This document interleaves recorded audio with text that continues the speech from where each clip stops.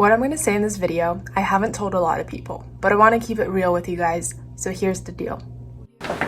Hey guys, I'm filming this video because I literally just read a Reddit thread that was called College YouTubers. You can find it on Applying to College. What the guy was saying is how he finds it very annoying how a lot of college YouTubers who get into these amazing schools start talking about how they got into the schools when just getting into the school doesn't mean you're an expert in admissions for that specific school.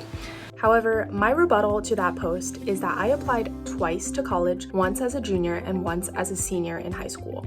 I implemented different strategies for the two different application seasons and ended up getting drastically different results. So my junior year, I was rejected from all the Ivy Leagues I applied to and Stanford University. As you guys know, this year I was accepted to 2 Ivy League schools and Stanford University, which just goes to show how a lot of qualified applicants might be in real life, but depending on how they put themselves onto paper, it really does make a difference in whether or not they get into their dream schools. Another comment from the Reddit thread that I want to address is that people are saying college is a random process, which to a certain degree is.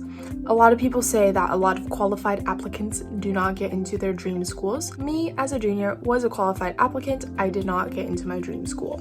However, after implementing certain strategies, I was able to get into my dream school senior year as an equally qualified applicant. So what changed? I think my strategies, and it just goes to prove how there is, to a degree, a formula to helping you get into your college. And I'm going to break that formula down by sharing my experiences with you. So first, let me start with my junior year profile. I was known at my school as that one ambitious kid who did everything and was great at everything. I was president or co-president of 3 different clubs at my school. I did tennis, played flute, speech and debate, took the hardest classes, and was definitely qualified to attend an Ivy League institution. Being the ambitious person that I was, I decided to apply to Stanford University REA October of my junior year. I found out in December that I took a fat L and got straight up rejected. That was when I had to kind of make a further decision on whether or not I wanted to continue with college apps my junior year. I figured go big or go home, right? So I decided to apply to more Ivy League schools that would be filled with like-minded people. If you guys don't know, I go to a pretty small high school in the middle of Oregon. We're a public school, and there aren't a lot of people who I vibed with. A lot of people aren't as motivated as I am about school and doing things, I guess. I just didn't really like my environment, which is why I decided to apply to college in the first place, because I already had maxed out on a lot of my college coursework and was ready to graduate junior year. So I thought, why not? But I also knew that if I were to go to college that early, I definitely want to go to a school that I would be so excited to go to. So that's why I decided to apply to most of the Ivy Leagues and Stanford. I applied to about 10 schools, but then I got rejected from all of them but Vanderbilt. I got into Vanderbilt. However, after I visited Vanderbilt my junior year during the admit weekend, the campus just didn't really feel right to me. Nashville, I wasn't really used to it.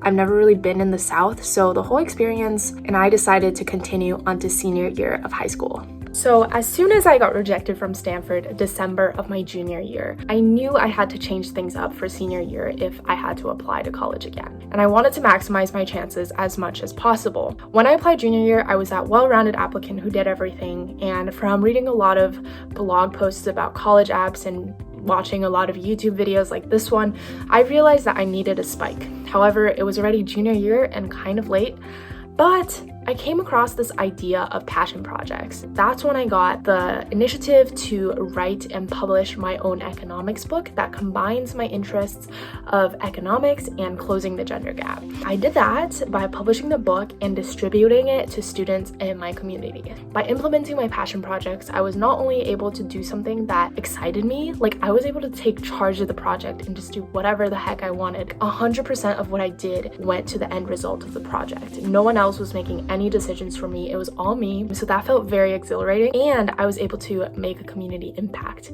Then I was able to write about that in my essays and really prove to college admissions officers that I was a unique human being doing things that nobody else in the country or even in the world was doing. During the latter half of my junior year, I also ramped up my Video Pal program, also a unique passion project that no one else in the country or in the world was even doing. By the time senior year came around, I had a set of more niche extracurriculars that really helped me stand out in the college application process. And I know that my extracurriculars were a huge factor in getting me into schools because my Stanford admissions officer wrote to me about what stood out to her and why she thought I was a good fit for Stanford.